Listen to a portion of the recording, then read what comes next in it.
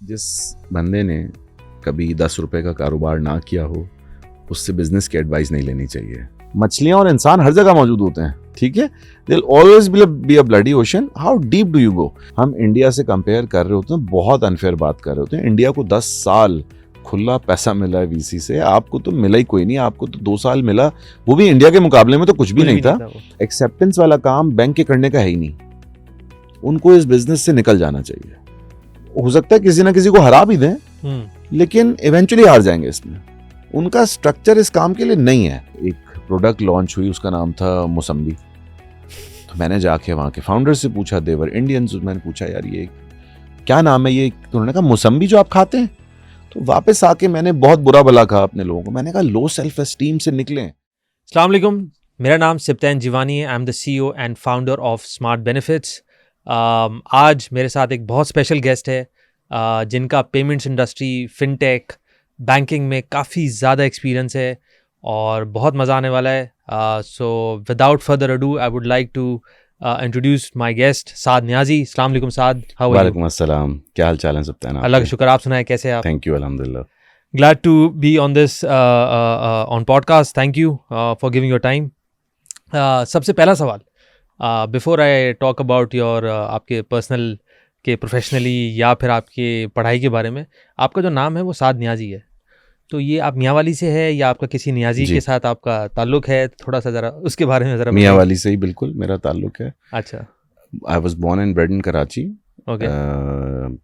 सारी एजुकेशन मेरी यहीं हुई, ज़्यादातर टाइम रहा भी यहीं हूँ, बहुत कम पंजाब गया हूँ, लेकिन मेरी फैमिली मियांवाली से बिलोंग करती है। ज़बरदस्त जी। आपने अपनी यूनिवर्सिटी कहाँ से पढ़ी? क्या इनिशियल आपने कौन सा करियर पाथ चूज़ किया? And right now you running Keenu as you are the CEO and founder of it, so please talk about the journey, कैसा रहा, कैसे स्टार्ट किया एंड ऑल दैट। इनिशियल सारी एजुकेशन यहीं पे थी कराची में, O लेवल्स A लेवल्स यहीं से किया। उसके बाद in early 2000 fast national university fast join किया। आप वहाँ मेरे साथ ही थे। जी सही है। 4 साल वहाँ से पढ़ के फिर वहाँ से ग्रेजुएट करके नौकरी तलाश की, जो कि ज़ाहिर है एक ट्रेंड था, एक तरीका था। एंटरप्रेन्योरशिप कोई बहुत ज़्यादा उस वक्त बज़वर्ड नहीं था। जनरली एवरीबडी वांटेड कि वो एक फास्ट नो ज़माने में एक सोच थी, इफ़ यू रिमेंबर, कि नौकरी ढूंढिए, किस एरिया में फ़िट आते हैं वहाँ ट्राई करें, और उसके बाद कुछ अरसे बाद ट्राई करें कि पाकिस्तान से बाहर चले जाएं और वहाँ MS वगैरह करें या फिर जॉब ढूंढ लें। तो फिर इट वाज अ ट्रैजेक्टरी के फास्ट के बाद बाहर जाना है। Somewhat similar, I will be honest, मेरी भी यही थॉट प्रोसेस थी। एंटरप्रेन्योरशिप हमेशा एक ख्याल ज़रूर था, जो कि फ़ास्ट की इन्वायरमेंट एक थी कि कुछ करके दिखाना है, कुछ बड़ा बनना है, वो हर एक की सोच में था। कॉन्फिडेंस उस इन्वायरमेंट में ड्यू टू द स्ट्रक्चर, और आई डोंट नो, शायद वो इतनी दूर थी, शायद वो एक स्पिरिट था कि वो एक कॉन्फिडेंस तो होता था हर एक में। People in general had that confidence. Skill level में फ़र्क हो सकता था, कॉन्फिडेंस था। लेकिन फास्ट के बाद इन 2006 वेंट आउट और नौकरी ढूंढी, और एक सॉफ्टवेयर हाउस जो कि अब एग्जिस्ट नहीं करता, उसमें जॉब स्टार्ट की। 2-3 महीने बाद रियलाइज़ हुआ कि sitting in front of a computer is probably not the way to go. Okay. शायद ये मेरे लिए नहीं है, जो मैं अपने बारे में शायद नहीं गेस कर पाया था उस वक्त तक, ये मेरे लिए नहीं है, और मैं अपने आप को एक्सप्रेस नहीं कर पा रहा हूँ इस तरह से। तो वहीं पे मैं गया, उस पहली जो मेरी कंपनी थी उन्हीं के पास में गया, CEO के पास। मैंने कहा जी मैं नहीं कंटिन्यू कर सकता। ऑनेस्टी का तकाजा ये है कि मेरा हार्ट इसके साथ नहीं है।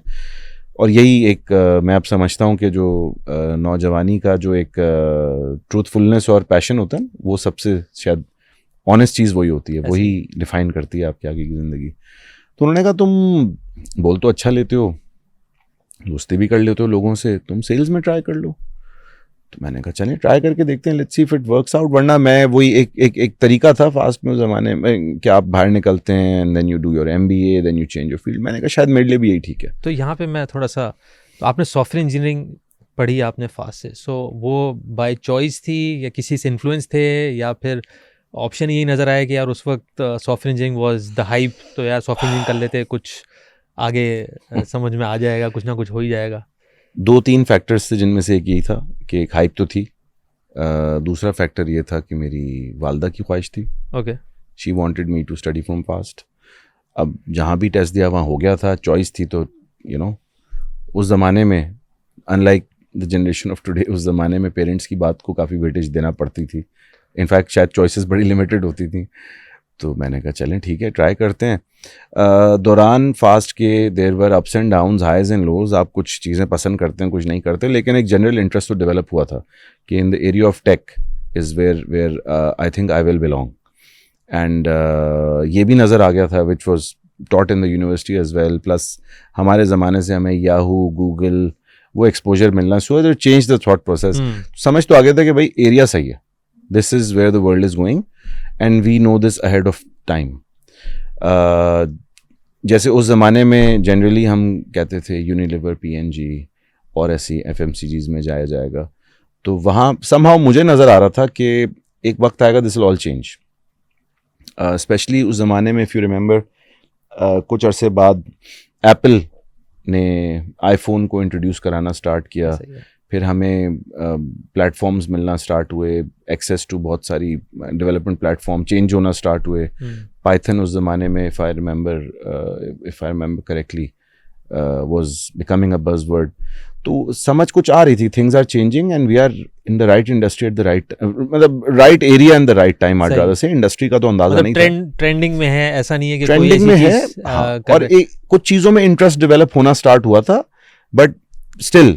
और सेल्स का कोई उस वक्त तक कोई भी ऐसा नहीं है कि यूनिवर्सिटी में ऐसी कोई चीज़ कर रहे कि जिससे लगे कि होता है ना, कुछ इंसान कुछ कम्युनिटीज़ में इन्वॉल्व होता है, या उसकी वजह से आपको लगा कि यार मेरी इंटरपर्सनल स्किल्स अच्छी है, maybe I can connect with people easily, because usually business development and sales require this skill. अच्छा, मेरा इसमें थॉट प्रोसेस उस वक्त बिल्कुल अलग था, जो शायद सही था, अब लगता है ऐसा कि कम्युनिटीज़ में बहुत सारे लोग वो जा रहे होते थे I was very lazy in certain things, right? मैं मेथोडिकल आज भी नहीं हूँ। उस ज़माने में भी मुझे एक सेट पैटर्न के थ्रू कमेटी में काम करना या फॉलो करना, I used to probably get bored with that. अच्छा, एक नेचुरल मेरे अंदर एबिलिटी थी जो आज तक है अल्हम्दुलिल्लाह, that is probably one of the strengths that I have, interpersonal relationships, communication, लोगों को समझना, उनसे जेन्युइन दोस्ती रखना। So I have always had, Allah has blessed me with great friends, जिन्होंने मुश्किल वक्त में मेरा भी साथ दिया, मैंने भी उनका साथ दिया। वो एक चीज़ नेचुरल थी। मैं हमेशा से मैं अब शायद थोड़ा इंट्रोवर्ट हो गया हूँ, because a founder is a very lonely person, a founder of a fintech, a co-founder rather. You're on the top, you are alone there, maybe you are alone, अपनी thoughts अपने ही दिमाग में चल रही है, आपके solutions, आपके problems आप ही को पता होते हैं, और अल्लाह ताला और आपके अलावा शायद कोई भी नहीं होता जो सही है आपको हल दे रहा हो। तो मैं उस वक्त एक्सट्रोवर्ट था, वो चीज़ें मेरे अंदर नेचुरल थी, plus the way we were brought up in those days, extrovert होने के अलावा कोई ऑप्शन होता भी नहीं था ख़ास, बिकॉज आप स्ट्रीट में खेलते भी थे, गलियों में क्रिकेट भी खेलते थे, फुटबॉल भी खेलते थे, दोस्ती भी थी, there was no WhatsApp, there were no video games as such to that extent, थे but you can't sit with that, internet नहीं था, तो वो चीज़ें कुछ नेचुरल थी। सो विद दी जो जिसको हम कहते हैं कि advent of these things like Google, Yahoo, eight that time, मैं याहू कह रहा हूँ तो बहुत लोगों के लिए स्ट्रेंज होगा, लेकिन उस ज़माने में याहू वाज मोर पॉपुलर। फिर MSN मैसेंजर, इतने भी पुराने नहीं हैं, मुझे पता है आपके बाल ग्रे है, लेकिन Google came a bit letter, Google was not the buzz, Yahoo was the buzz, I remember, because आप पुरानी बात कर रहे हो तो मैं रिकॉल कर रहा हूँ। मुझे भी मुश्किल हो रही है, because life without YouTube, YouTube didn't exist at that time, life without Facebook उस ज़माने में ऑर्किड था, if you remember, उसकी अपने एक तरीके कार थे। तो इस सेंस में सो सेल्स के अंदर आप फिर you got into sales because something was not working, या it was just a chance, सिर्फ चांस था, मुझे एक चांस, एक्सपेरिमेंट करते हैं यार, अभी यंग है, व्हाई नॉट, ये भी नहीं सोचा था एक्चुअली। फियर का एलिमेंट कम था आज के मुकाबले में, दैट इज़ वेयर आई से that's the golden era of your life. अगर आपको सीरियस है, अगर आपको वाकई मेहनत करनी है, शुरू का टाइम बहुत इंपॉर्टेंट होता है। तो नहीं समझ आई, एक किसी को ऑनेस्टी के साथ किसी के लिए काम नहीं कर सकते थे, तो बोला जी that's what I have always believed in, be honest with people who work with, your friends, your life partners, your partners, आपको उनके साथ ऑनेस्ट होना चाहिए, और आप नहीं कर पा रहे तो आप कह दें बड़ा क्लियरली। तो वो मैंने किया और उन्होंने कहा करें। I went to couple of meetings. मुझे रियलाइज़ हुआ कि यार जब मैं किसी से मिलने जा रहा होता हूँ तो शायद मैं ओवर प्रिपेयर करता हूँ, तो मैं कहीं ना कहीं शायद OCD हूँ, जिसका मुझे शायद आइडिया नहीं था। तो मैं ओवर प्रिपेयर करके भी जाता था, मेहनत करता था, रियल सोल्यूशन देने की भी कोशिश करता था, explore that company even further. तो like in 3-4 months I got the understanding कि यार शायद ये है जिस एरिया को मैं जानता हूँ। प्लस मैं वो वाला सेल्समैन नहीं हूँ, मैं उस वाली सेल्स में नहीं हूँ जिधर मुझे डोमेन की नॉलेज नहीं है। So I need to know what I am selling. And this company was into payments or This was business? not into payments, this was into security systems Okay. in general, जो कि a bit early of its time थी। खैर option मिला एक और software company में जो आज भी एग्जिस्ट करती है, अवेंजा सॉल्यूशंस। उस ज़माने में वो एक नई कंपनी थी, एक्साइटिंग पेमेंट्स। जब मैंने वहाँ मुझे मौका मिला, आई वर्कड ओवर देयर, तो मुझे और मज़ा आया। Got to learn a lot, क्या प्रोडक्ट्स हैं, क्या ऑफरिंग्स हैं, इनका इम्पैक्ट क्या है। तो फिर मुझे कोई 1 साल के अंदर अंदर मुझे रियलाइज़ हुआ कि यार जो मुझे समझ तो आ गई है। वो लर्निंग कर्व बहुत अच्छा लर्निंग कर्व था, काफ़ी एक्सपोनेंशियल लर्निंग हुई। और आप जिस तरह से TPS में होते थे उस ज़माने में, हम अवेंजा में थे। तो ऑल्दो हमारी बड़ी अच्छी दोस्ती थी, शायद हमारी कंपनीज को पता भी नहीं था कि हम कितने अच्छे दोस्त हैं। जबकि हम कंपटीशन थे and we were competing against, वहाँ एक्सट्रीम राइवलरी थी, लेकिन उनको ये नहीं पता था। And same products, similar products. तो ये भी एक फनी सा सिचुएशन थी कि अब मेरी तुमसे बड़ी अच्छी दोस्ती, मेरी और बहुत सारे हमारे दोस्त हैं, आई am not naming them right now, उनसे बहुत जिगरी दोस्ती, और हम compete भी कर रहे हैं। तो फिर वो भी था। That also gave us the sense of professionalism, I think, to everyone, कि देखें दोस्ती is personal, professionalism is professionalism. Plus हम एक दूसरे को कभी भी just to do our bit हम गंदा नहीं कर सकते, बिकॉज हम काम तो कर रहे हैं बट हम दोस्त भी तो हैं। बियॉन्ड नौकरी हमने फेस भी तो करना है एक दूसरे को। सो उससे मैंने बहुत सीखा उस सिचुएशन से। बड़ी मुश्किल थी सिचुएशन, लेकिन उसके बाद समझ आ गई। देखिए काम होता है, जेन्युइननेस होती है, एवरीबडी कैन मेक मनी। आपको एक सर्टेन लाइन को कभी क्रॉस नहीं करना चाहिए, राइट। और आप बिल्कुल कंपनी लेवल पे स्ट्रेंथ और वीकनेस को एनालाइज करते हैं, लेकिन आप कभी भी बिलो द बेल्ट काम नहीं करते, because it's a long journey in your career. ये बड़े अर्ली सीखने को मौका मिला वहाँ। लेकिन एक चीज़ ये तंग करती थी कि मैं what I am selling, I am not creating any impact. सो मेरी जो अपने बारे में एक्सप्लोरेशन की जर्नी थी ना, वो वहाँ पे कंप्लीट हुई। मुझे अंदाज़ा हुआ कि मैं एक्चुअली चाहता क्या हूँ। अच्छा। सो प्रॉब्ली 4 साल लग गए इसको। 4 साल नहीं, आप फास्ट के पहले साल से गिने तो 6 साल लग गए। 6 साल लग गए। 6 साल में जाके समझ आई कि मैं एक्चुअली क्या चाहता हूँ। okay. फिर मुझे रियलाइज़ हुआ कि फास्ट के दरमियान में एक कोर्स था, वो नॉन टेक्निकल कोर्स था, मैनेजमेंट का कोर्स था। उसमें जब मुझसे सवाल पूछा गया था कि तुम चाहते क्या हो, तो जो मैंने उस वक्त जवाब दिया था मैं क्या चाहता हूँ, मुझे रियलाइज़ हुआ कि मैं वही करने की तरफ अब जा रहा हूँ।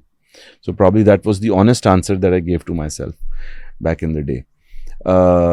मौका मिला बैंक में जाने का, फैसल बैंक ज्वाइन किया। बहुत ही अर्ली स्टेज पे था Faysal bank in terms of digitization, और I really enjoyed that part. उसमें मुझे फिर एहसास हुआ कि challenge is what I enjoy. नहीं पता था उससे पहले कि चैलेंज मैं एन्जॉय करता हूँ। To be honest, in a nutshell it's a journey. आप सीख रहे होते हैं, आप आगे बढ़ रहे होते हैं, आपको अपने बारे में पता चलता है। तो चंद चीज़ें हैं, जैसे कि जो आपका ब्रॉटअप होता है ना, the values that you bring from your childhood and your families, शायद यही सबसे इम्पॉर्टेंट किरदार अदा करती हैं आगे जाके।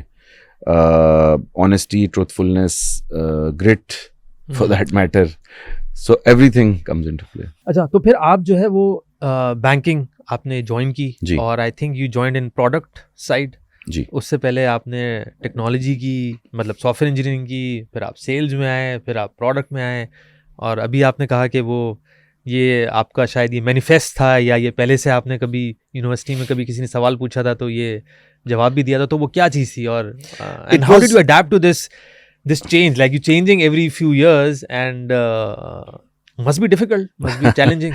देखें, बिल्कुल coming from a background, a very humble background, hard working people, मेरी एजुकेशन जैसे हम जिस बैकग्राउंड से आते हैं उसमें बड़ी इंपॉर्टेंट थी कि एजुकेशन सही से लूँ।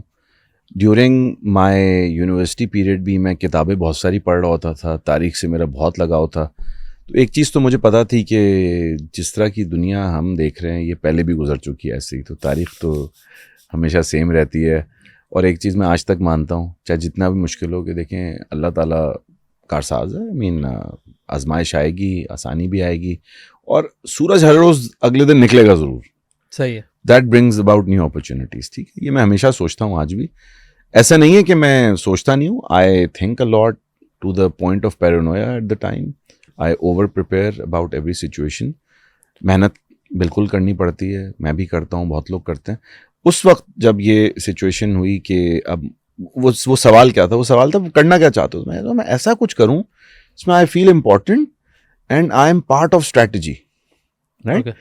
अब ये एक मैंने जवाब दिया। मुझे लगा कि जब मैं फैसल बैंक गया तो वो सिचुएशन एक ऐसी आई कि मुझे लगा यार मेरे काम का डायरेक्ट इम्पैक्ट हो रहा है, मैं इम्पैक्ट क्रिएट कर रहा हूँ।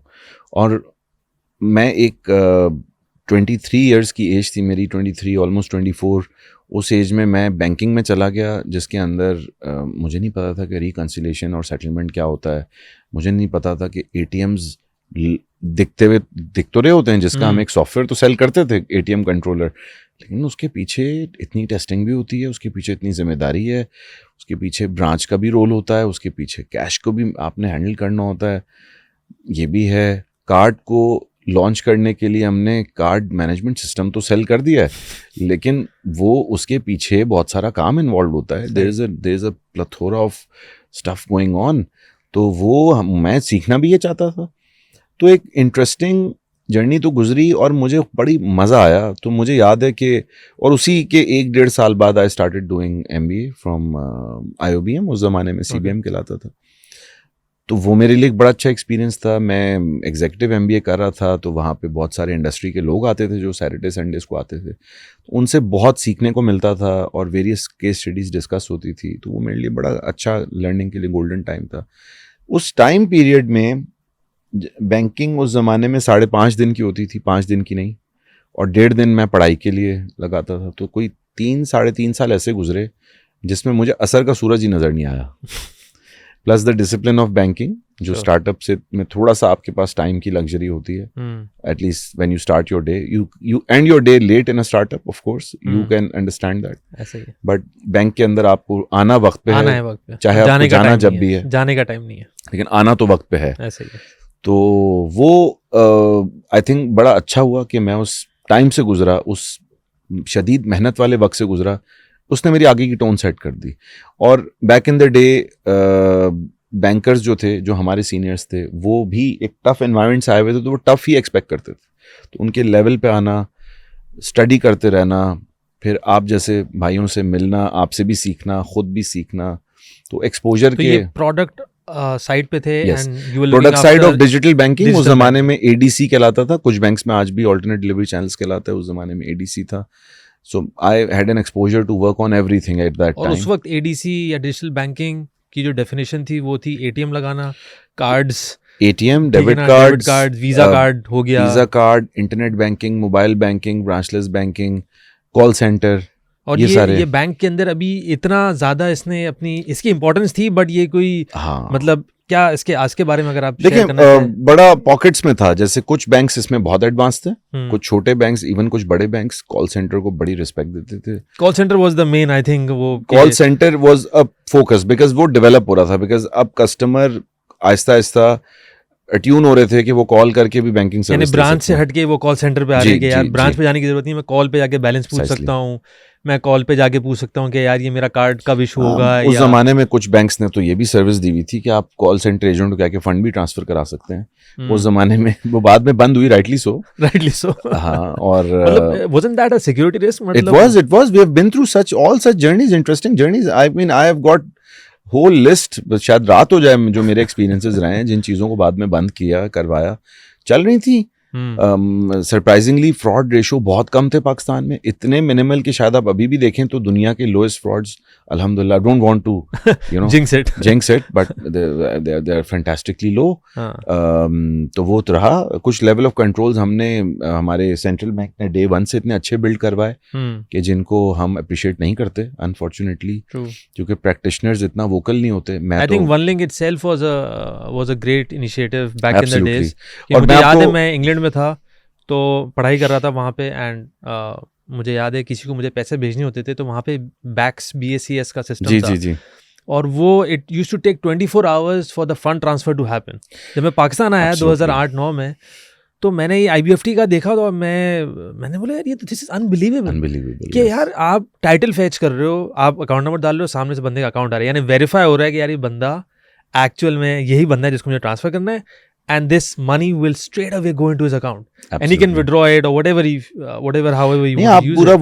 वो जो स्टेट बैंक का नेट सेटलमेंट मैकेनिज्म है और जो RTGS सर्विस है, प्लस जो आपस में आई मीन अगर आप ये सोचें कि ठीक है कभी कभी हो जाता है जो transactions don't reach the destination account on time, but पैसे लूज नहीं होते कभी भी. ऐसा ही है, रिकंसाइल हो जाता है, bank zero in on everything. Absolutely. And this is monitored by central bank. This is huge in a country where we face so many problems.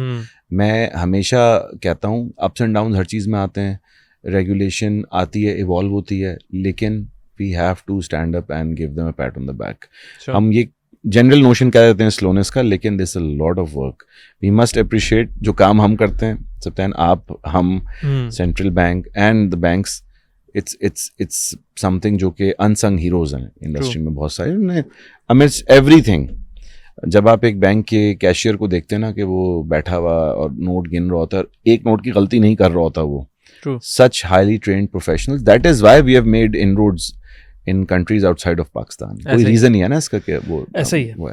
Anyways, coming back to the point कि वहाँ फिर मुझे मौका मिला कि mobile banking very early for its time वो काम करने का, लॉन्च करने का मौका मिला. डेबिट कार्ड्स के बारे में उस ज़माने में लोग बहुत, उनको कुछ समझ नहीं थी. ज़्यादातर ATM पे यूज़ करते थे, वो भी बड़ा मुश्किल से, क्योंकि उनका ट्रस्ट फैक्टर नहीं था. फ़ोन पे तो बात करने पे उनको पता ही नहीं था. पिन मेलर भी जा रहा होता था उस जमाने में. मुझे याद है बिल्कुल. कार्ड जाएगा, साथ पिन मेलर आएगा, ब्रांच पहुंचे, वहां से रिसीव करें. उस सारे प्रोसेस को चेंज करना was part of my job, लेकिन वो पैराडाइम शिफ्ट टेक्स टाइम. तो वो कुछ कभी कभी आप बोरियत भी फील करते थे, कभी कभी आप कहते यार ये गलत तो नहीं हो गया, मैं बैंकिंग के लिए क्या बना था. One always has to ask these questions are very natural. आपको इन क्वेश्चन से दूर नहीं भागना चाहिए. फिर रोजाना मेहनत भी करनी होती है. बट एक चीज़ है जो मेरी उस वक्त की लर्निंग, मैं बहुत सुनता था क्योंकि मैं काफ़ी लंबा टाइम काम भी डे इन डे आउट कर रहा होता. तो मेरे दोस्त, जो मेरे करीबी दोस्त थे, बोलते थे कि आपको जो सैलरी मिल रही है वो काम करें, तो मैं क्यों ज़्यादा बैठने के पैसे. एंड वॉज जनरली लोग कहते थे इस तरह से कि I don't get paid that much. मुझे बड़ी नफरत थी इस जुमले से, और आज भी है कि ये क्या जुमला है. आप फिर क्या करने आए हैं इस दुनिया में, और जिस चीज़ के लिए आप चलें, आप यहाँ से उठ जाएं, कहाँ जाएंगे. It will not give you peace. I think इंसान जो फॉलो कर रहा होता है ना, कुछ सीख रहा होता है और उसके अंदर एक जज्बा होता है सीखने का और आगे बढ़ने का, आई थिंक इससे बड़ा कोई पीसफुल सिचुएशन नहीं होती इंसान के लिए. इससे पीस नहीं अटेन हो सकता इसके अलावा. तो हार्ड डेज वर्क, जब आपने कोई इम्पैक्ट क्रिएट किया, that always was my passion. I think उसकी एक वजह ये भी है कि आपका अपना भी कुछ पर्पस था, आपका भी अपना भी कुछ ना कुछ एक गोल था, जिसकी वजह से यू आर नॉट थिंकिंग कि यार ये जॉब है तो बस जॉब की तरफ सोचूं कि यार मुझे अगर ये फलाना AVP बना देंगे, VP बना देंगे तो मैं उतना काम करूंगा, या तो मैं इतना सोचूंगा उसके बारे में. आप यकीन करें, मैंने कभी ख्वाहिश ही नहीं की, ना मैंने कभी बात की अपने मैनेजर से. And thankfully we were good friends as well. मैंने कभी बात नहीं की. And we work together as well in Keenu afterwards, because we had that mutual respect for each other. मैंने डिस्कस ही नहीं किया कि मुझे प्रमोशन चाहिए. It was never our discussion. जब होती थी हो जाती थी. पैसों पे कभी बात नहीं की कि इतने पैसे होने चाहिए, बिकॉज शायद वो एज के अंदर शायद ये बातें करनी सूट भी नहीं करती. लर्निंग आपका मेन मकसद होना चाहिए, काम करना होना चाहिए. मैं बहुत quickly I grew in rank. मेरी प्रमोशंस हुई, नेचुरली हुई. सियासत समझ ज़रूर आ जाती है बैंकिंग एनवायरनमेंट में. मैंने कभी करने की ख़ास कोशिश नहीं की, बिकॉज मैं फर्मली बिलीव करता हूँ everything sorts out itself. if you're going in the right direction. सही. तो आप फिर kinnow, I think that happened in 2013 14 if I'm not mistaken. 13, yes. 13. So वो आप अभी सिर्फ जॉब को ज़्यादा अरसा नहीं हुआ है and you started your entrepreneurial journey. तो उसके पीछे क्या थॉट प्रोसेस था, ये आइडिया कहाँ से आया, what does kinnow do, initially जो कर रहे थे क्या आज भी वही कर रहे हैं या इवॉल्व कर गए हैं? सो या इफ़ यू कुड. हुआ ये कि उस ज़माने में हमने एक स्कीम लॉन्च करनी थी, मैं नाम नहीं लूँगा. ओके. पेमेंट स्कीम हमने लॉन्च करनी थी. जब उसको लॉन्च करने गए तो रियलाइज़ हुआ कि इसकी तो एक्सेप्टेंस ही नहीं हो रही. उस ज़माने में जो एक्सेप्टेंस होती थी चंद बैंक्स करते थे, तो वहाँ एक्सेप्टेंस नहीं हो पा रही थी. और 6 महीने मेहनत करने के बाद कोई 2,500 प्लस लोकेशंस पे एक्सेप्टेंस हुई. तो बड़ा प्रेशर था. उस प्रेशर के दौरान में मुझे अपॉर्चुनिटी नज़र आई. प्लस मैंने ये देखा कि ऑब्जर्व किया, क्योंकि हम काम ही यही कर रहे थे, हमें day in day out numbers मिल रहे थे. एक चीज़ तो मुझे नज़र आई कि उस ज़माने में डेबिट कार्ड्स आपको याद है ऑनलाइन नहीं चलते थे. ऐसा ही सब बैंक्स ने बंद किए हुए थे. तो मैं उसकी प्राइस चेक किया करता था ट्रांजैक्शनली. तो तकरीबन उस ज़माने में जो 4-4.5 लाख का पोर्टफोलियो था उसमें भी महीने की रिपीटेडली, आप सोचें कि अगर डिक्लाइन हो जाए कार्ड तो आप वापस ट्राई नहीं करते. 3 से 4 हज़ार लोग ट्राइज करते थे कि वो उनका कार्ड ऑनलाइन चल जाए किसी बाहर की वेबसाइट पे. तो एक तो चीज़ नज़र आई कि भाई इसकी मार्केट तो एग्जिस्ट करती है, ठीक है. दूसरा ये हुआ कि इतनी कम लोकेशंस में पाकिस्तान की पॉपुलेशन उस ज़माने में भी कोई 20 करोड़ थी. 20 करोड़ की आबादी में आपके पास टोटल कोई 40-45 हज़ार मशीन्स लगी हुई हैं, 50 हज़ार लगी हुई हैं. पॉस मशीन्स की बात कर रहा हूँ. देखें, एक्सेप्टेंस का जो बेस, जो बेड रॉक है, वो तो पॉस मशीन है. ऐसा ही है. That's known all around the world, और वो हमें पता था. फिर ये था कि सिटी बैंक ने इस काम से पीछे हट गए. वो रोल बैक कर गए फॉर देयर ओन रीजंस. उनका अपना डिसीजन था. स्टैंडर्ड चार्टर्ड पूरी दुनिया में ये काम कहीं नहीं करता था as per our knowledge at the time. Region में तो ख़ास तौर पे नहीं करता था, और सिर्फ पाकिस्तान में कर रहा था. दे रोल बैक. तो वो ये रोल बैक आप बात कर रहे हो, their acceptance from Pakistan. Machines अपनी उठा ली थी. अच्छा, पॉस मशीन्स जो है, जो मर्चेंट्स के पास, इस सेगमेंट को उन्होंने बंद कर दिया. तो वीज़ा, मास्टर कार्ड, जो भी स्कीम्स है, वो पॉस मशीन्स अब वो उन्होंने खुद कुछ ऑरिक्स को सेल करी. मैं बहुत तफसील खुद भी नहीं जानता आज तक, लेकिन अचानक से बहुत बड़ा गैप क्रिएट हो गया for some reason. Maybe मैं हमेशा से ऐसा सोचता हूँ, शायद मेरी हमेशा से ऐसी थॉट प्रोसेस रही है कि यार ये बजाय, अच्छा, और सब लोग घबरा गए. तमाम बैंक्स उस ज़माने में जो एक्सेप्टेंस को प्रमोट करे तो घबरा गए और शेल में चले गए अपने. और बीइंग बैंकर्स एक सर्टेन लिमिटेशन आ जाती है अनफॉर्चुनेटली, बिकॉज आपके ऊपर एक रिस्क फ्रेमवर्क होता है. आपको 10 लोगों को जवाब देना है. You have your own executive on top of you, plus board भी होता है एक बैंक का. तो एंटरप्रेन्योर का काम अलग होता है, जाहिर है. एक इदारे का काम अलग होता है, इतने बड़े इदारे का. तो मुझे वहाँ रियलाइज़ हुआ कि यार ये एक अपॉर्चुनिटी तो है. अब मैंने वहाँ अज्यूम किया, as I have always been a very imaginative person, मैंने अज्यूम किया कि चलो यार अज्यूम करते हैं पैसे आ गए. जैसे हम मैथ्स की इक्वेशन में अज्यूम एक्स करते थे ना, ऐसे मैंने अज्यूम किया और मैंने कहा फिर क्या बनाना है. तो मैंने कुछ पेपर पे ड्रॉ करना शुरू किया. और मैंने कहा ना, मैं बाद में इंट्रोवर्ट हो गया था.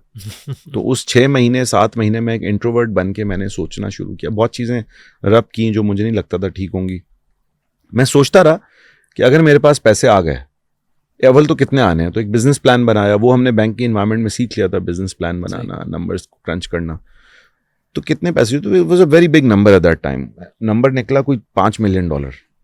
सुना भी नहीं था हमने शायद कैलकुलेटर पे इतना बड़ा नंबर लिखा भी नहीं था उस ज़माने में. तो मैंने कहा $5 मिलियन चाहिए होंगे, देगा कौन ये, ठीक है. और वीसी फंडिंग वगैरह का, वीसी फंडिंग का कॉन्सेप्ट भी नहीं पता था, होल्डिंग कंपनी बनाने का पता नहीं था. It was only the passion जिसको मैं फॉलो कर रहा था. फिर एक बात तो पता चली कि भाई ये टीम के अलावा नहीं होता. अगर आपका ओपन हार्ट नहीं है, आप बड़े दिल के मालिक नहीं है, और लोगों को जर्नी में इंक्लूड नहीं कर सकते और सेल नहीं कर सकते, तो नहीं होगा. ये सारी बातें हमने किताबों में बाद में पढ़ी, और पता नहीं सोच अल्लाह ने पहले दे दी, लेकिन किताबों में हमने बाद में पढ़ी ज़रूर कि ऐसे होता. तो मैंने कहा तो सब हम कर चुके हैं यार, मैं ऐसा सोच चुका हूँ. That's good. फिर ये था कि वहाँ से एक प्लान बनाना शुरू किया. चंद लोगों से मिला, मैं नाम उनका नहीं ले रहा. वो बाद में उन्होंने बोला भी कि यार गलती हो गई, काश हम पैसे डाल देते. तो उनको मैंने पूरा कॉन्सेप्ट सेल किया. उसके अंदर जो आज हम काम जिसकी वजह से जाने जाते हैं, ये हमारी टोटल जो थॉट प्रोसेस के हिसाब से हमारा ये 10% है। करना हम इससे बहुत बड़ा काम चाहते हैं, एंड वी नाउ बिलीव कि इट्स आवर ईयर 0।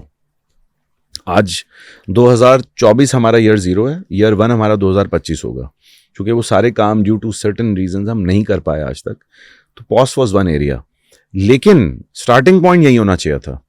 अच्छा, फिर जब हमने स्टार्ट किया 2013 में, हमने कंपनी रजिस्टर कराई, चंद लोग मुझे मिले जो पैसे डालने को तैयार हुए। मैं और मेरी जो हैंड पिक टीम थी, अल्हम्दुलिल्लाह all professionals all came on board, were excited to the extent that they during until this time they never spoke about their take home salaries with me। वो कहते हैं जो आपको सही लग रहा है आप देख और लें। ये सारे आपके कॉलीग्स थे, सेम बैंक और डिफरेंट बैंक? नहीं, डिफरेंट बैंक से थे। ओके। ज़्यादातर मेरे कोलीग्स थे okay. who were also of the same mindset कि आज कुछ बड़ा करना है। और सब कहते थे यार गुमनामी में ऐसा ना हो कि हम चले ही जाएं इस दुनिया से। ओके। मैं भी ऐसे ही सोचता था। ओके। तो वो था, यकीन करें कि कोई जो आजकल जर्नी में क्या होता है कि बहुत सारे और अच्छा ही करते हैं, पहले वीसी से फंड सिक्योर करते हैं, प्लान सेल करते हैं, उसके बाद दे एंटर इट, और वो जर्नी में फिर दे फोकस टुवर्ड्स ग्रोथ। या हमारे पास तो मल्टी फैसेटेड प्रॉब्लम्स थे, पैसे भी अरेंज करने, month in month out, capex intensive business में एंटर होना है, बिकॉज मेरा बिलीफ था फ्रॉम दैट टाइम कि ये acceptance is the bedrock of digitization. ये तो मैं आज भी फर्मली बिलीव करता हूँ कि वो अपनी फॉर्म और शेप चेंज कर सकती है, लेकिन acceptance is there. Jumping 10 years ahead, रास्त का मैं सबसे बड़ा प्रोपोनेंट इसीलिए हूँ क्योंकि रास्त को अगर आपने टियर 2 पे जाना है तो रास्त आपको लेके चलना होगा। प्राइसिंग पे मैं बिलीव करता हूँ पैसे बनने चाहिए। एब्सोल्युटली। बिजनेस सस्टेनेबिलिटी के अलावा कोई तरीका नहीं होता। क्रॉस सेल के थ्रू आप सस्टेनेबल बिजनेस मॉडल नहीं बना सकते, क्योंकि आप उसको उसकी अलग डायनेमिक्स के ऊपर छोड़ रहे हैं, and that will never work out. Cross sell से एडिशनल रेवेन्यू जरूर बनता है, but a business transaction has to make positive sense in a country like Pakistan, जहाँ आपको नहीं पता होता आपको फंडिंग कभी मिलेगी नहीं मिलेगी। वापस आए तो कीनू की उस जर्नी में फिर हमने लोग साथ जमा किए। तो मैं कहीं से भी, I am not the founder of Keenu, I am the cofounder of Keenu. Cofounder. मैं हमेशा इस बात को स्ट्रेस करता हूँ कि it's I am really thankful to those guys, they trust me as their leader, but my partners are the true champs, जिनके साथ काम करके मैं फ़ख्र महसूस करता हूँ। तो उन्होंने मेरे साथ मिलके एक बड़ा सख्त टाइम देखा। वी डिड लॉट ऑफ, कहते हैं ना, first times, lot of first times in Pakistan. पहली दफ़ा हमने एक टेक्नोलॉजी पार्टनर लाया जिसने इससे पहले कभी किसी नॉन बैंकिंग एंटिटी के साथ काम नहीं किया था।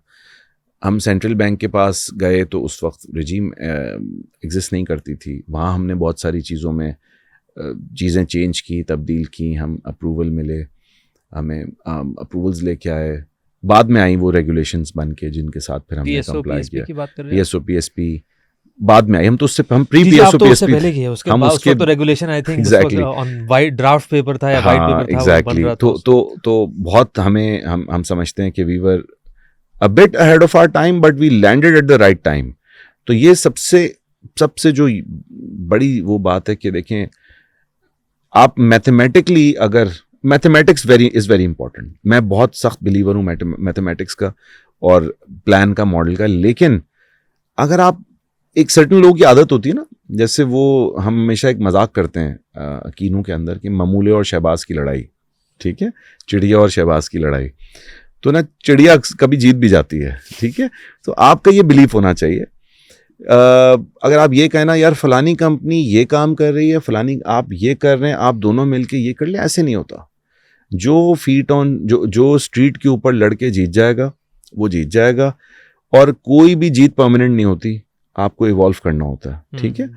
प्लस अनफॉर्चुनेटली एक और मैं बात आज मैं कह रहा हूँ, आज मैं इस बात को शायद 11 साल तक होल्ड करके रखा रहा हूँ कि जिस बंदे ने कभी 10 रुपए का कारोबार ना किया हो उससे बिजनेस की एडवाइस नहीं लेनी चाहिए।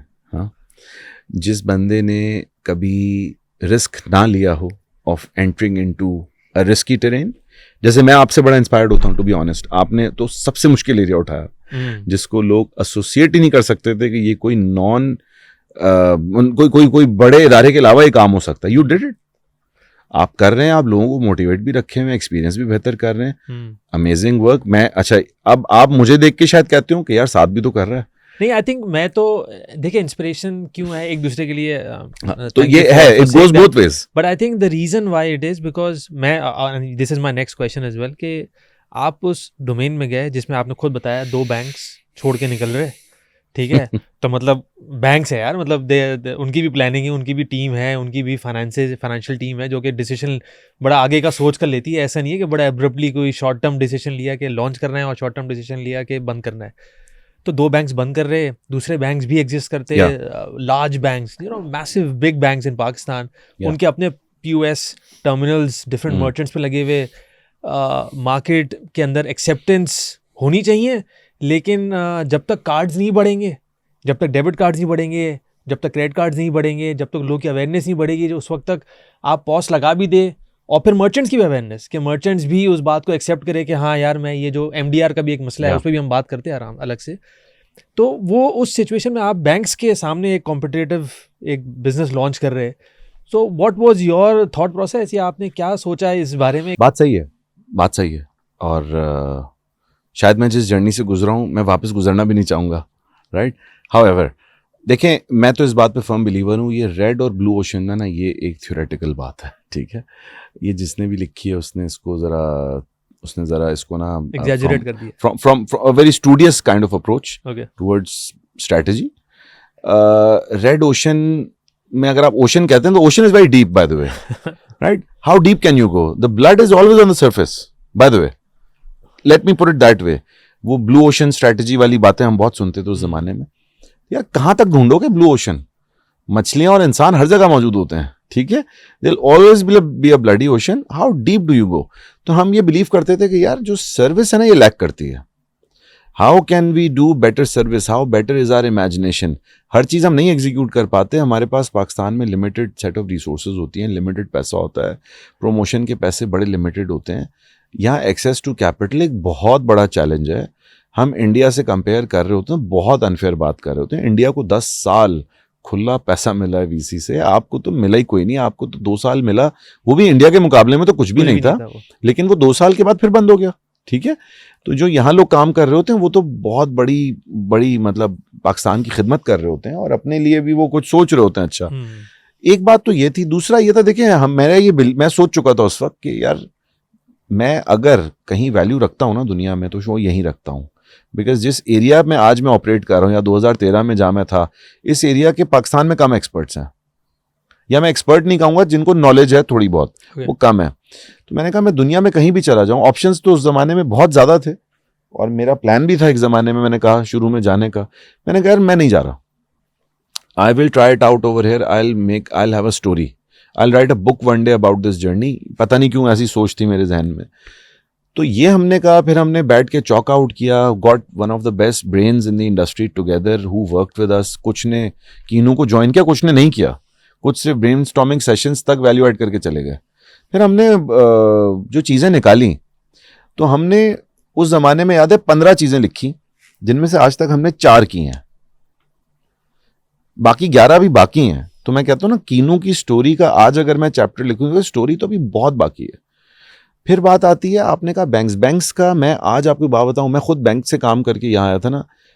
एक्सेप्टेंस वाला काम बैंक के करने का है ही नहीं. उनको इस बिजनेस से निकल जाना चाहिए. वो आज हैं इस काम में, हो सकता है किसी ना किसी को हरा भी दें, लेकिन इवेंचुअली हार जाएंगे इसमें. उनका स्ट्रक्चर इस काम के लिए नहीं है. ये काम वैल्यू एडिशन वाला काम है जिसका उनका स्ट्रक्चर नहीं है. ये काम रिस्क लेने वाला काम है, उनका रिस्क फ्रेमवर्क इसकी इजाजत ही नहीं देता. वो कितने भी ओपन हो जाएं, लेकिन उनका मेन काम एक्सेप्टेंस बिजनेस नहीं है. वो अपना एसेट खरीद के मार्केट में फ्री में दे रहे होते हैं, लेकिन वो अपने लोन्स को तो सिक्योर कर रहे होते हैं. तो ये उनकी DNA के खिलाफ है. इसीलिए वो इस पर कभी एक्ट नहीं कर पाएंगे सही तरीके से, इनोवेट नहीं कर पाएंगे. वो शायद चेंजिंग एनवायरनमेंट के साथ साथ रेगुलेटर से रिक्वेस्ट भी नहीं कर पाएंगे कि फलानी चीज अडॉप्ट करें, दुनिया में हो रही है. क्योंकि वो रेगुलेटर के साथ एक रिपोर्टिंग वाली मामले के ऊपर बात कर रहे होते हैं, कंसल्टेटिव मामले पे उनका थॉट प्रोसेस नहीं होता. हर बैंक डिफरेंट होता है, इंडिविजुअल डिफरेंट होता है. बाय एंड लार्ज मैं बात कर रहा हूँ कि उनका तो ये काम था ही नहीं. इनफैक्ट वो मेरी फील्ड में एग्जिस्ट करते हैं. उनको मेरी फील्ड में नहीं होना चाहिए, राइट? तो हम ऐसे सोचते थे, आज भी ऐसे सोचते हैं.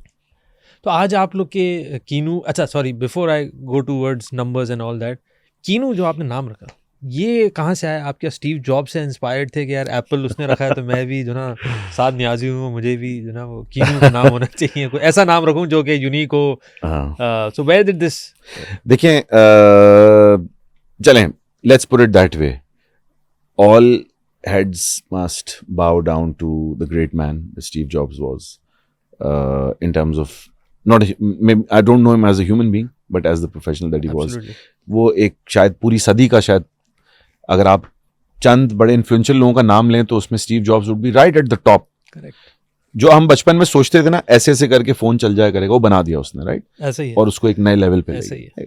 अच्छा जी, थॉट प्रोसेस ये था कि मैं सोचता था मेरे पास ये प्रॉब्लम से निकला. Actually it was a problem that we want to solve कि यार हम बैंक के खिलाफ या बैंक्स के कंपटीशन में आएंगे. उस जमाने में वही थे, नॉन बैंकिंग तो हम ही आ रहे थे. ऐसा ही है.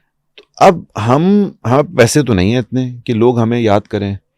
ट्रस्ट मर्चेंट एंड पे भी और कस्टमर एंड पे भी बिल्ड होता है और ब्रांड स्टैब्लिश होता है, जो कि आपका एसेट होता है, जिसको आप अपनी बैलेंस शीट में तो नहीं डालते लेकिन आपको पता है कि हमारा एसेट है. ये कैसे बिल्ड होगा? लेकिन पैसे नहीं है हमारे पास. अजीब सी प्रॉब्लम थी ना. एक काम नेसेसरी है, होना चाहिए, अगले 10 साल में हो चाहिए, लेकिन उसके पैसे 10 साल तक नहीं है हमारे पास. तो हमने कहा कोई ऐसा नाम हो जो मासेस एंड क्लासेस दोनों रिलेट कर सकें.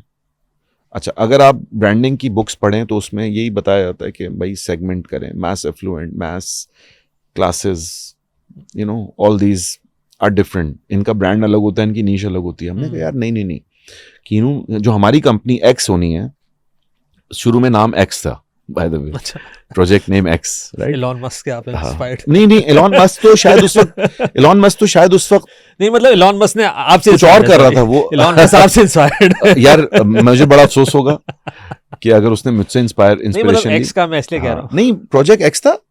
एक्स तो बड़ा आसान नाम है, कोई भी. आई थिंक शायद वैल्यू में चलता है, मैथ्स में तो आप मैथमेटिक्स की वजह से आपने एक्स ही रख दिया. बोला यार, आई थिंक शायद बचपन से हम सारे एक्स से तो बड़े इंस्पायर्ड हैं इन वन वे और the other. Let's not go into details about it. हाँ, तो मैं कह रहा हूँ कि ना हमने प्रोजेक्ट एक्स को कहा इसका नाम क्या रखना है. हमने कहा नाम ऐसा हो जो मासेस क्लासेस रिलेट करें. ये पाकिस्तान की सर्विस होगी टू स्टार्ट विद, तो गिलगित से लेके कराची तक लोग इसको फौरन पकड़ लें, मिनिमम पैसों के ऊपर रिकॉल जनरेट हो. तो फिर एक और चीज़ ये थी कि मुझे कीनू का नाम बहुत पसंद, कीनू फ्रूट बचपन से पसंद था. अच्छा. मुझे तारीख पढ़ने का शौक भी था, तो मुझे पता था कि ये माल्टा और मौसम्बी का मिक्सचर है.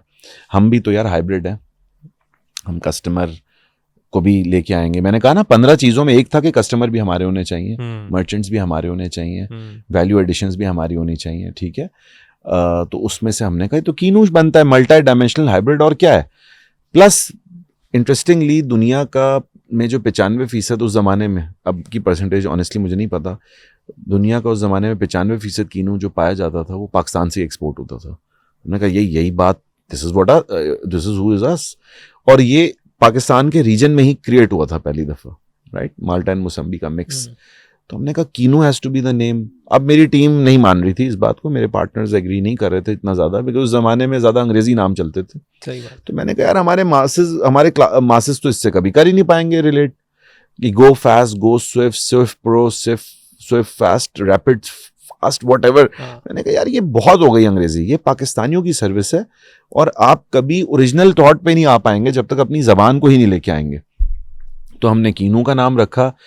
मैं उस ज़माने में मेरा जाना हुआ सिंगापुर, तो वहाँ एक इवेंट था, वहाँ पे एक लॉन्च सेरेमनी थी. उस लॉन्च सेरेमनी में एक प्रोडक्ट लॉन्च हुई, उसका नाम था मौसम्बी. तो मैंने जाके वहाँ के फाउंडर से पूछा, देवर इंडियंस. मैंने पूछा यार ये क्या नाम है ये? तो उन्होंने कहा मौसम्बी जो आप खाते हैं.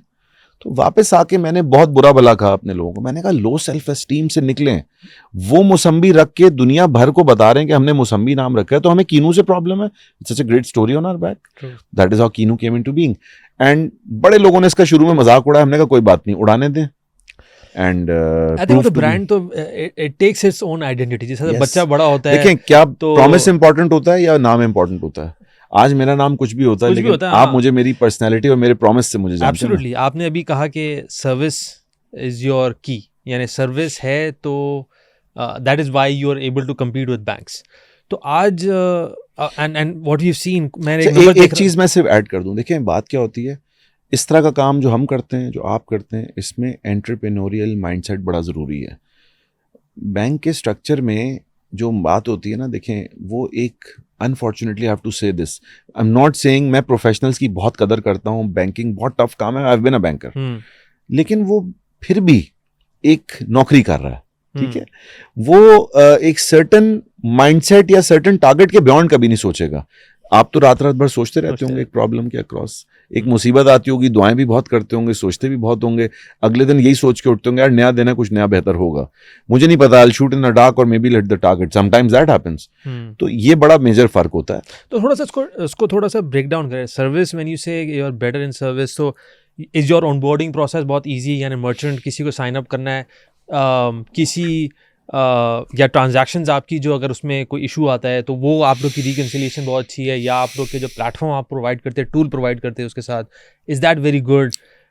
लाइक डू यू, ठीक है डिफरेंट इंडस्ट्रीज़ है, सुपरमार्केट्स एक सेगमेंट है, फैशन है, रिटेल है, तो आप क्या ऐसा कर रहे हो जिसकी वजह से आपको लगता है कि and this thing that you built will continue to keep becoming a bigger barrier for other banks to come in, या किसी और कंपटीशन के लिए वो मुश्किल रहेगा? Because and I am asking this question reason being कि एंटरप्रेन्योर्स शुरू में तो सोचते हैं and you do a lot of things. आप शुरू में क्या करते हैं कि आप हर चीज़ कोशिश करते हैं, भले मैनुअली भी करना है तो आप मैनुअली करेंगे, क्योंकि आपका साइज छोटा होता है तो आप हर चीज़ को सॉल्व करते हैं। लेकिन जब आप स्केल पे पहुंचते हैं तो you have to figure out processes, system, या आपको ऐसी चीज़ें सोचनी पड़ती है कि यार ये मेरी लॉन्जिटिविटी को कैसे एज अ बिजनेस सस्टेनेबल रखेंगे। तो वो क्या चीज़ है which is that kinnow does in offering this kind of service? ये जितनी बातें आपने कही, all of them actually, back and, front end, service, technology, but कोई, जैसे आपने खुद ही जवाब दिया मेरे ख्याल से, because you are yourself an entrepreneur, माशाल्लाह, एन इम्प्रेसिव वन। वो ये होता है कि आपको स्टार्ट करना होता है, वक्त इंपॉर्टेंट होता है, तो आप ये नहीं, आपको ये वेट नहीं करना होता कि पहले फलानी चीज़ हो जाएगी। जैसे मुझ पे, मेरे मुल्क पे किसी ने हमला किया तो पहले मैं कराटे सीखूंगा और पहले मैं असलहे की ट्रेनिंग लूँगा, फिर लड़ूंगा। वक्त आएगा तो हम लड़ेंगे, अपने मुल्क के लिए जान देंगे इंशाल्लाह, यही जज्बा होता है ना। देखें, तो आप ये थोड़ी कहोगे कि मेरी ट्रेनिंग नहीं है, मैं नहीं लड़ रहा, राइट? सेम जज्बा आप लेके आ जाएं यहाँ पे कि व्हेन इट कम्स टू कि आपने काम करना है तो मैनुअल से भी आप स्टार्ट करेंगे। कंट्रोल्स बिल्ड करने का कहीं मतलब टेक्नोलॉजी नहीं होता। टेक्नोलॉजी तो खुद एक बहुत बड़ा उसके अंदर मसाइल होते हैं, you know, that's why you have IT security as well, and constant strive to make it secure. तो बात ये हो रही है कि all of the above as you mentioned, plus क्या यही करने से हम आगे लंबे अरसे तक तरक्की करते रहेंगे? नहीं, एवोल्यूशन यू विल सी इंशाल्लाह, अगर अल्लाह ने मौका दिया। मुझे नहीं पता कल क्या होगा, मुझे नहीं पता कि उसके बाद क्या होगा। अल्लाह ने मौका दिया, you will see a different set of offerings offered by kinnow, जो शायद आज की ऑफरिंग जिसमें बिल्कुल हाइजीन होगी। जो हम आज काम कर रहे हैं ये हाइजीन में कन्वर्ट हो जाएगा। जो आज हम काम कर रहे हैं प्रोसेस ओरिएंटेड हो जाएगा, लेकिन जो स्पिरिट है that we shall ensure that the spirit remains the same, कि हम इस सेइंग पे चलते रहें कि customer is secret to us, our merchant is secret to us. हम उसको सीक्रेट समझ के, उसके दर्द को समझ के काम ज़रूर कर रहे होते हैं। Even are beyond our control. कभी कभी होता है कि हमारा नेटवर्क ठीक चल रहा होता है, लेकिन जिनसे हम सर्विस ले रहे होते हैं वो डाउन है, but our customer should not suffer. वो स्पिरिट विल ऑलवेज रिमेन। अच्छा, ये जो अगर हम दूसरे कंट्रीज़ की बात करें, इंडिया की तो बात नहीं कर रहा मैं, अगर दूसरे और भी मुल्क है, ईरान है, या मतलब वहाँ पे अगर आप पॉस देखें तो 3 मिलियन पॉस है, 4 मिलियन पॉस, 6.5। अच्छा, मैं तो पुराना नंबर कोट कर रहा हूँ, यानी कि 65 lakh POS machines in a country like Iran, जहाँ पे वीज़ा और मास्टर कार्ड नहीं है, स्कीम्स नहीं है। कब होगा ये? पाकिस्तान में होना चाहिए, या उसका कोई ऑल्टरनेट होगा? कैसे होगा ये? मतलब व्हाट इज़, या हम अभी तक क्यों नहीं पहुँचे वहाँ पे? उसकी क्या वजह है कि हम अभी तक नंबर्स क्यों पेनिट्रेट नहीं कर पा रहे अभी तक? अभी भी जो आप कह रहे हो कि यार, आपने एक बात की कि यार डिस्ट्रीब्यूशन, या आपने कहा कि उसकी जो एक्सेप्टेंस है वो बढ़ानी है, तो मैं अगर देखूं, जब आपने स्टार्ट किया था उस वक्त 40,000 पहुंचते, if I am not mistaken, 2013 में, और वो नंबर तकरीबन फ्लैट रहा टिल 2020, शायद 50,000 हो गए, और उसके बाद उसने एक जंप लिया and now it is touching about 130,000, यानी तकरीबन 70-80 हज़ार पॉस्ट हमने ऐड किए इन द लास्ट 4 ईयर्स जी। तो एक तो ये जंप आया, तो क्या ये जंप ऐसे ही हम करते रहेंगे, क्या हम कैचअप करने वाले हैं या क्या होने वाला है? अच्छा, 2-3 चीज़ें। पहले तो ये कि हम we are too hard on ourselves. Okay. मैं जिस एरा से आया हूँ बैंकिंग करते हुए, उस ज़माने में पेमेंट गेटवे भी कोई नहीं थे। आज इतने सारे हैं कि शायद हमें लगता है कि थोड़े कम होने चाहिए। मशीन लगाने से लोग कतरा रहे थे, भाग रहे थे, अब मोटिवेटेड हैं, right. Rules of the game set करना हमें एज अ नेशन अभी तक इसलिए नहीं आया बिकॉज हम बड़ी नेसेंट स्टेज में हैं, हमें अभी टाइम ज़्यादा नहीं हुआ, राइट। मैं ईरान पे आता हूँ, मैं आपको एक मिसाल अभी देता हूँ। Rules of the game central bank ने जब सेट की, बिजनेस लुक्रेटिव हुआ, बाहर की एंटिटीज़ भी आई, सब ने इंटरेस्ट शो किया इंक्लूडिंग अस, और हम सब ने नेटवर्क को एक्सपैंड किया और हम 130 पे ले गए। अनफॉर्चुनेटली जब वो इंटरवेंशन स्टेट बैंक ने पुल बैक की, फिर से हम एक लल का शिकार हुए। तो ये तो बात क्लियर हो गई, इंटरवेंशन इस वक्त ज़रूरी है, और ये हर नेसेंट स्टेज की इंडस्ट्री को हैंड होल्डिंग चाहिए होती है, क्योंकि वो खुद रूल्स ऑफ द गेम उस मेच्योरिटी पे होते नहीं है कि rules of the game set करें। हर किसी को एक मैवरिक बनने का शौक होता है, और वो गलत जगह मैवरिक बन रहा होता है। ठीक है, आप स्विमिंग पूल में स्विम कर रहे होते हैं, लेकिन आप पूल को तोड़ नहीं रहे होते, आप उसके अंदर लीक्स नहीं क्रिएट कर रहे होते, आप शिप के अंदर सुराख नहीं करते, आप उसके अंदर एरिना में लड़ते हैं, राइट। सो एरिना नहीं तोड़ना होता, हम एरिना तोड़ने पे लग जाते हैं बिकॉज हम नेसेंट स्टेज में। कसूर नहीं, एवरीबडी इज द सेम। तो एक तो हैंड होल्डिंग रेगुलेटर को हमेशा करनी होगी, they have to make the businesses understand the business has to be viable, you have to play within parameters, level playing field. अगर एक नॉन बैंकिंग एंटिटी काम करती है और एक बैंकिंग एंटिटी काम करती है, प्लेइंग फील्ड लेवल बनानी है। आप ये कह रहे हैं उनके पास और बहुत सारे तरीके हैं कि वो सब्सिडाइज करें, गलत नहीं है ये। तो मेरे पास या तो वो तरीके मेरे पास भी मौजूद हों या किसी के पास भी ना हो, सही राइट। आपने बात की ईरान की, मुझे ईरान में जरा बताएं ना कि बैंकिंग प्लेयर कितने हैं जो ये काम कर रहे हैं। ये मुझे नहीं, नॉन बैंकिंग प्लेयर्स काम कर रहे हैं प्राइमरीली। अच्छा। वहां का मॉडल है negative interchange model, right, because inflation बहुत हाई है, पैसा बैंक में रखना ज्यादा इंपॉर्टेंट है, और वहां पे इसका रिजल्ट ये निकलता है कि इन्फ्लेशनरी इम्पैक्ट कर्ब्ड लगता है। जब आप कैश के थ्रू करते हैं, देयर इज अ लीकेज, जब आप जितना पैसा सिस्टम के अंदर रखते हैं, it does have a positive impact, marginal ही सही लेकिन होता ज़रूर है, राइट। प्लस आज जो लिक्विडिटी सिचुएशन है उसके ऊपर भी कोई ना कोई पॉजिटिव इम्पैक्ट ज़रूर पड़ता होगा। बहुत तफसीली डिस्कशन है, मैं उसकी तफसील में नहीं जा रहा। तो माय पॉइंट इज़ कि देखें, सबसे पहले किसका क्या काम है वो करना चाहिए, लेवल प्लेइंग फील्ड होनी चाहिए। अब आते हैं नंबर्स के ऊपर। देखिए, नंबर्स ने तो राइज करना, ठीक है। Rules of the game will be set because we now know this can work. हमें ये बात पता है कि पाकिस्तान में अप्रॉक्सीमेटली 1 मिलियन मर्चेंट्स तो एग्जिस्ट करते हैं जो डिजिटाइज हो सकते हैं। सब पे आपको POS मशीन नहीं लगानी, आपको सारों के ऊपर छोटी साउंड बॉक्सेस भी नहीं लगाने। जो आजकल एक नया बज आ गया ना, साउंड बॉक्स, सही कर लें, ले लें, लेकिन साउंड बॉक्स भी वहाँ लगेगा ना जहाँ उसकी ज़रूरत है। सही बात है, सही है। That analyse, you have to analyse it, you have to mature about it. Just because you want to be popular as a product manager, you can't just write post about it और उसके बाद जो higher कर रहा है वो भी कहे कि यार साउंड बॉक्स लॉन्च करना है, let's hire this guy, right.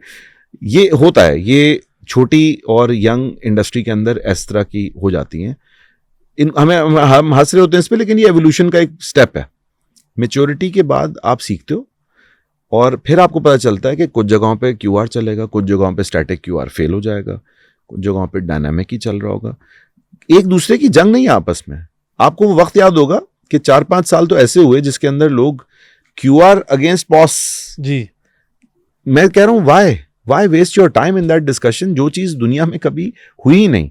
जब दुनिया में एक चीज़ कॉम्प्लीमेंट कर रही है, यानी कि अगर आप एक बड़ी ट्रांजैक्शन करने जाएंगे तो आप कार्ड इस्तेमाल करेंगे, कार्ड में भी आप क्रेडिट कार्ड इस्तेमाल करेंगे।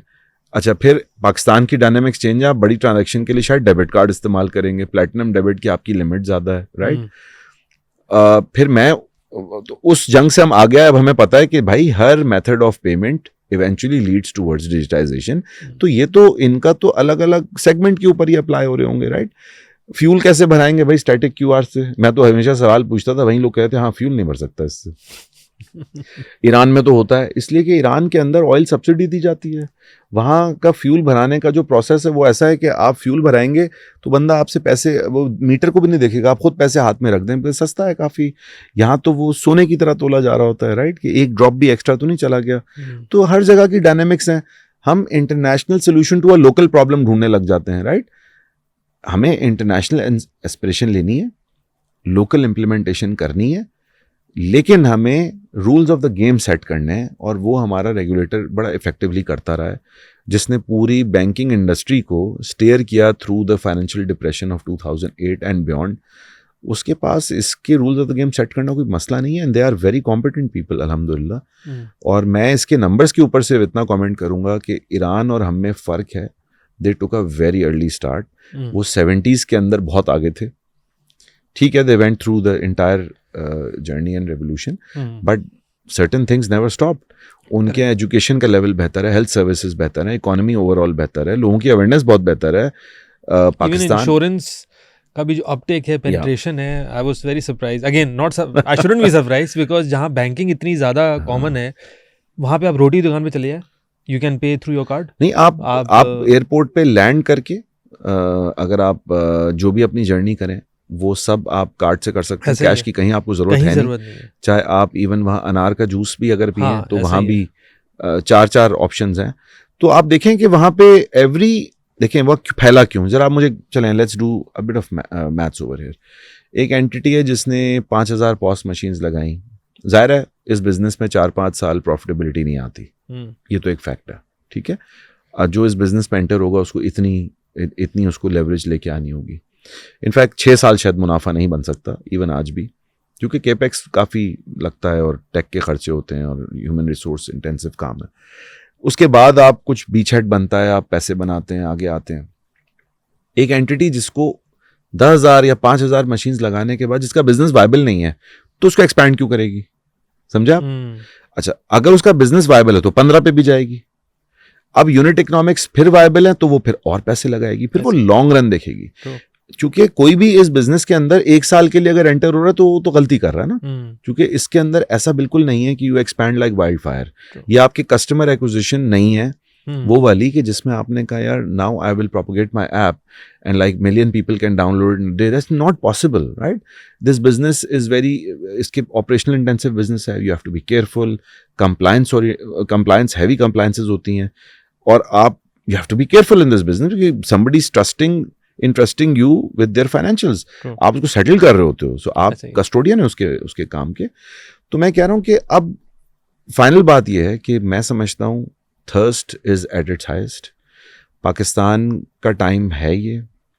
मैं नेगेटिविटीज़ पे ध्यान ज़्यादा नहीं देता क्योंकि मुझे नज़र आ रहा है, और अल्लाह ने मुझे ऐसी चीज़ से शायद ब्लेस किया है कि मुझे 2013 में भी एक चीज़ नज़र आ रही थी, वही चीज़ मैं अब आगे आने वाले 10 सालों में देख रहा हूँ कि once the turmoil stops, when peace takes precedence, peace becomes a priority for the world, उस वक्त फंडिंग अवेलेबल ज़रूर होगी and we will attract capital.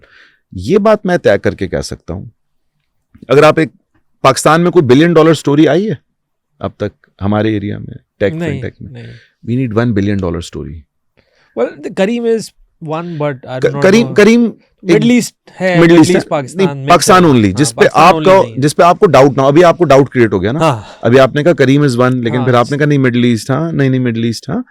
तो अगर पाकिस्तान को एक प्योर पाकिस्तानी $1 बिलियन स्टोरी चाहिए, $1 बिलियन स्टोरी के 2 इम्पैक्ट्स अलग अलग तरह के होंगे। एक वो जो उसमें बहुत सारे लोग वेल्थ एक्यूमुलेट करेंगे जो अपने स्टार्टअप्स क्रिएट करेंगे, करीम ने एग्जैक्टली यही करीम से हुआ। ऐसा ही है। सेकेंडली आपके अंदर वो ग्रोथ का कॉन्फिडेंस आएगा, आपको वो मेथड पता चलेगा पाकिस्तान की ग्रोथ का, और उसके बाद यहाँ फंडिंग आएगी। That's how happened in countries like us जो 15 साल पहले इस जर्नी से गुजरे, इसलिए नहीं हुआ। बट ये आप इस समझें कि ये कस्प है। सिर्फ इस वक्त प्रॉब्लम क्या आती है, government has to align, they have to make digitization a motto of themself, a motto for Pakistan. जैसे हम रोटी कपड़ा मकान कहते थे ना, तो अब साथ डिजिटाइजेशन जुड़ना चाहिए। रोटी कपड़ा मकान डिजिटाइजेशन सो इम्पॉर्टेंट। और हम जो लॉस्ट टाइम है उसको फ़ौरन पकड़ लेंगे। देखें, इंग्रेडिएंट्स सारे अवेलेबल हैं, टेक्निकल एक्सपर्टीज अवेलेबल है, लोग अवेलेबल हैं, आपके जैसे हमारे जैसे लोग हैं जो इस मुश्किल मार्केट, जिसको हम मुश्किल मार्केट दुनिया कहती है, हम इसमें सर्वाइव किए ना। तो ये सिर्फ कैपिटल का मसला है, राइट? Fair enough. अच्छा, अब हम बात करते हैं, obviously you build a company. आप अभी कितने लोग हैं कंपनी में? How many people work? 300 plus माशाल्लाह। अल्हम्दुलिल्लाह। So and when you started there were how many co-founders you were? 5 yes, Five. 6 rather. So 6 co-founders start किया होगा, शायद 10-15 लोग होंगे, एंड नाउ माशाल्लाह in 10 years you are now at Alhamdulillah. 300 plus. Yes. कैसे build किया? Because that is the, because आपने खुद बात की शुरू में कि बगैर टीम के तो आप यहाँ नहीं होते। Agreed. वो जिन लोगों के साथ आपने, जो आपके साउंड बोर्ड भी है, जिनको आप डिस्कस भी करते हैं अपने आइडियाज़, या जिनके साथ आप बैठ के आपने प्लानिंग की, वो भी आज I think everyone is with you right now, जो जिन्होंने साथ किया था आपके साथ। तो कैसे टीम बिल्ड की, and what do you look for? Like जो को-फाउंडर्स हैं उनके साथ आपके इश्यूज तो होते होंगे, तो how did you solve that? How do you figure that out? देखें, 2 कैटेगरी, स्पॉन्सर्स एंड को फाउंडर्स अलग अलग रहे हमेशा से, राइट? ठीक है। स्पॉन्सर्स आते गए जाते रहे। आखिरी हमारे जो 2 शुरू के स्पॉन्सर्स थे, they left like 2 years ago। जो फाउंडिंग टीम थी जिसने एक्चुअली काम किया, जो आज तक कीनू के अंदर काम कर रही है, वो अल्हम्दुलिल्लाह साथ रही, स्टेबल रही। और डिफरेंसेस एक दिन में 500 होते हैं, ठीक है, लेकिन इट्स द ब्रदरहुड, ये सबको मालूम है, और इतनी एक अंडरस्टैंडिंग है अल्हम्दुलिल्लाह कि कभी कभी we feel like that Australian team of the early 2000, ठीक है, were all conquering but they were very good friends. हमारी जो डिस्कशंस होती हैं, मीटिंग रूम डिस्कशंस, उसमें कोई आम आदमी, मैं कहूँगा, बिकॉज हम शायद अब आम लोग नहीं रहे, बिकॉज हम बहुत सारे मुश्किल नशे व फराज से गुजर के आए हैं, उसमें कोई आम आदमी अगर एंटर होगा तो घबरा जाएगा। उसमें हमारी ज़बान भी डिफरेंट होती है, एक हमारी अपनी एक लैंग्वेज है जो डेवलप हो गई है ओवर द ईयर्स, और उसमें हर तरह का मसला, हर एक का थॉट प्रोसेस और इनक्यूबेटेड आइडियाज़ डिस्कस हो रहे होते हैं। एंड द स्पिरिट ये होती है कि निकलेंगे उस वक्त, देखें BAU भी बड़ा इंपॉर्टेंट है ना, बिजनेस एज यूजुअल, उसको भी हैंडल करना है। फिर एक टाइम आता है जिसमें हमारे रोज़ाना के 2-3 घंटे भी लग जाते हैं कभी कभी, फलाने प्रॉब्लम को गेट पास कैसे करना है। वो मेरा आइडिया, मैं आपको बता दूं, जो मेरा थॉट प्रोसेस होता है वो 80% ऑफ टाइम नॉक ऑफ हो जाता है। तो मेरे अंदर, चाहे मैं CEO हूँ, इट डजेंट मैटर, मेरे अंदर वो वसअत होनी चाहिए कि मैं उसको एक्सेप्ट कर सकूँ, and that applies to everybody, ठीक है। तो ये बहुत, it's the real deal, it's the real fun कि मेरे आइडिया को आपने चैलेंज करके मुझे कन्विंस किया। पॉइंट इस दरवाजे से बाहर उस वक्त जाया जाएगा जब हम प्रॉब्लम के हल तक पहुंचेंगे, वरना हम कल फिर यही करेंगे।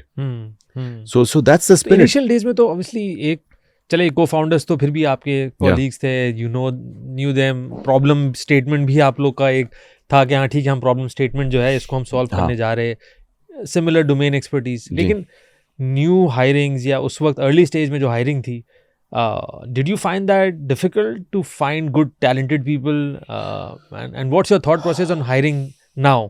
आज आप हायरिंग करते तो क्या सोचते रहे, उस वक्त क्या मसला था, उस वक्त क्या इश्यूज आते थे? अच्छा, उस वक्त के इश्यूज ये थे कि इस एरिया में कोई आना नहीं चाहता था, right? People were very averse of taking, क्योंकि फिनटेक का वर्ड भी आई थिंक उस वक्त तो जन्म फिनटेक का वर्ड था, तो देखें कॉमन नहीं था मेरे ख्याल से। अगर मैं एक मिसाल दे के बात स्टार्ट करूं कि मेरे जो कोलीग्स थे वो उस ज़माने में मुझे कहते थे कि आप कर क्या रहे हैं, क्योंकि हम एक बहुत ही, because we were short of cash, तो हमने स्टार्ट किया तो हम एक कमरे से हमने स्टार्ट किया था जिसमें सारे लोग बैठते थे, और फिर वो 2 कमरे हुए तो हमने बड़ी खुशी मनाई कि अब 2 कमरे हो गए और 2 बाथरूम हो गए। पहले एक कमरा, 8 लोग, 1 बाथरूम, राइट? हमने कहा चलो यार, ये एक रूम और मिल रहा है, ले लेते हैं। और हम बस हम उस जगह को, एक बिल्डिंग को हमने ऑक्यूपाई किया जो चल नहीं रही थी, तो हमने कहा चले हमारे नाम से चल जाएगी, हम रेंटल पे नहीं करेंगे इसका, राइट?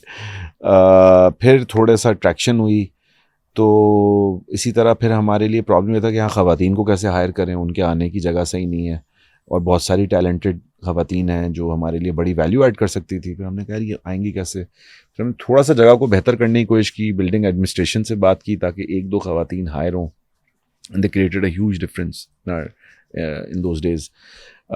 फिर हमने जब हम लोगों को लाते थे तो उनको आइडिया समझाना, सेल करना बहुत बड़ा चैलेंज था, लेकिन अब वो रूटीन हो गया है, right?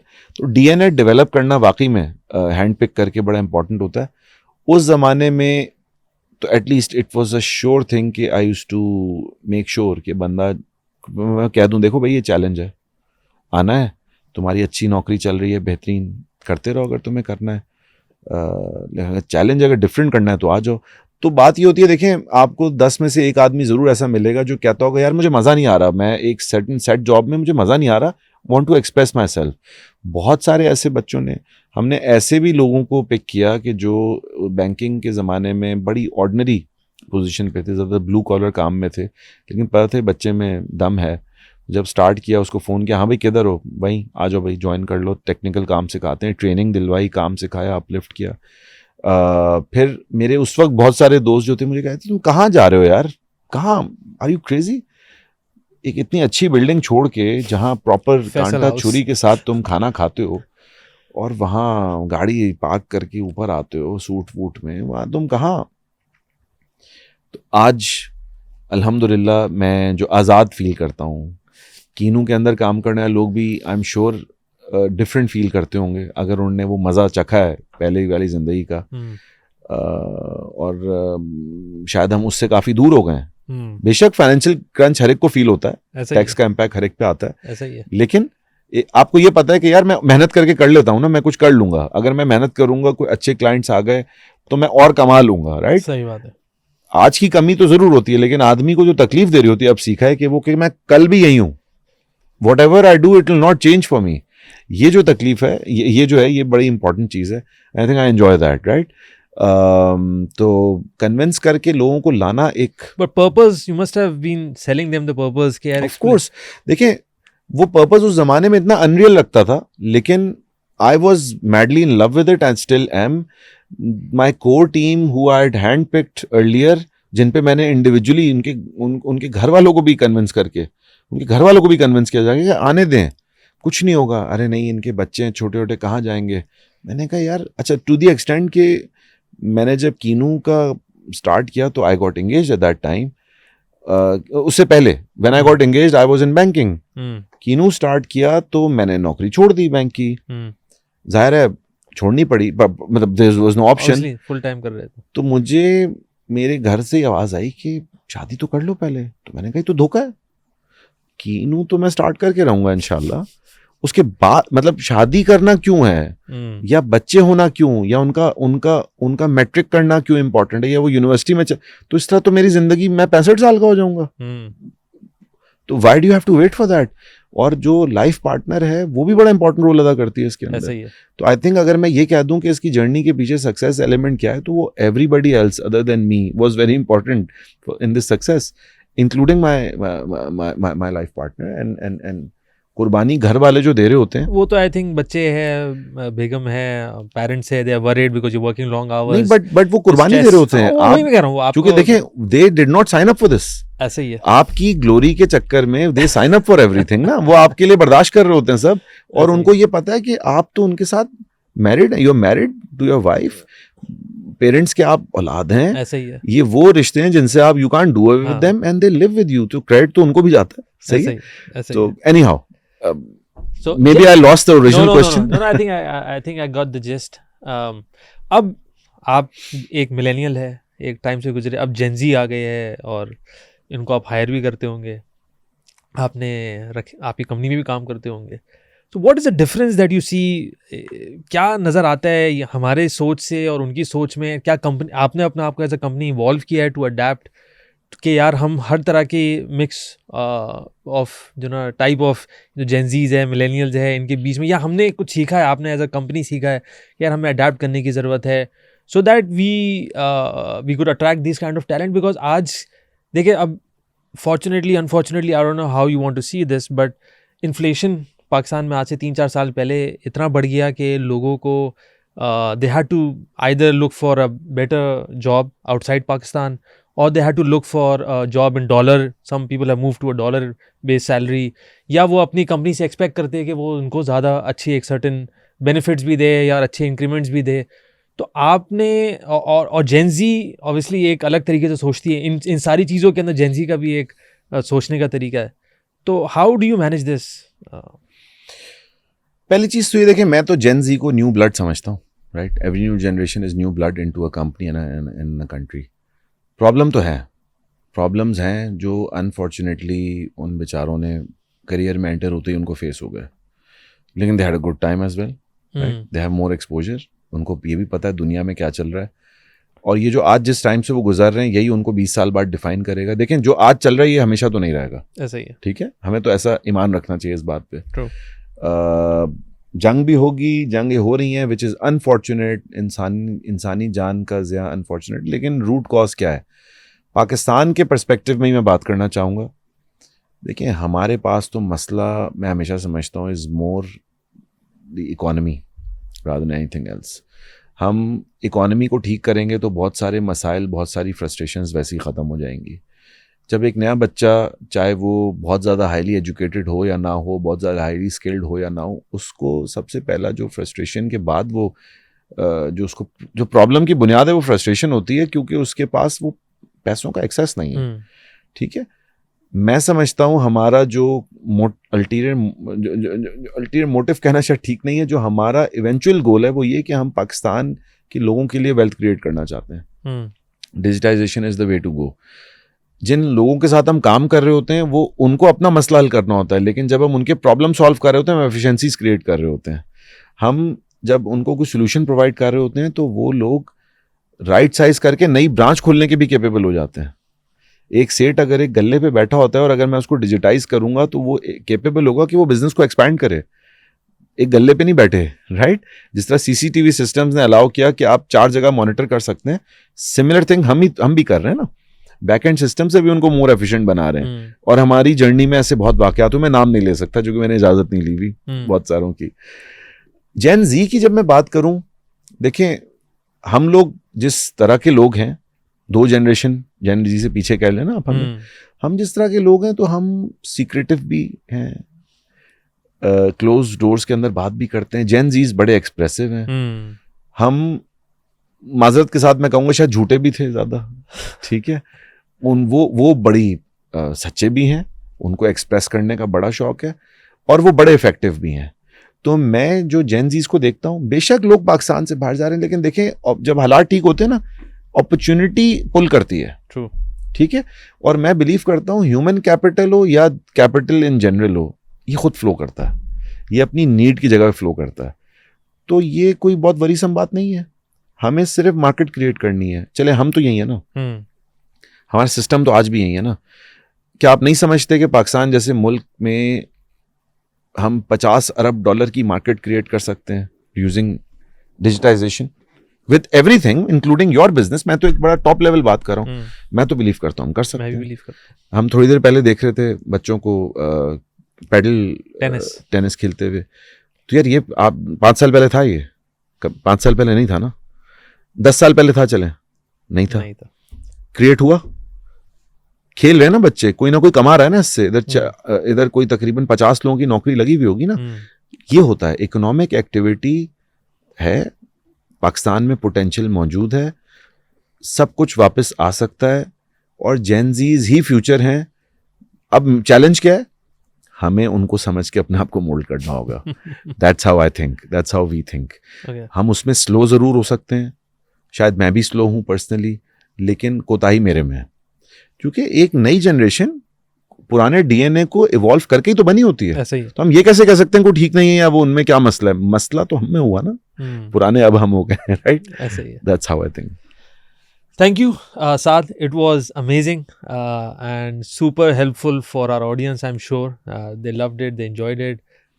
Thank you everyone for watching this podcast. Saad Niazi, founder and CEO of Kinu, was with us today.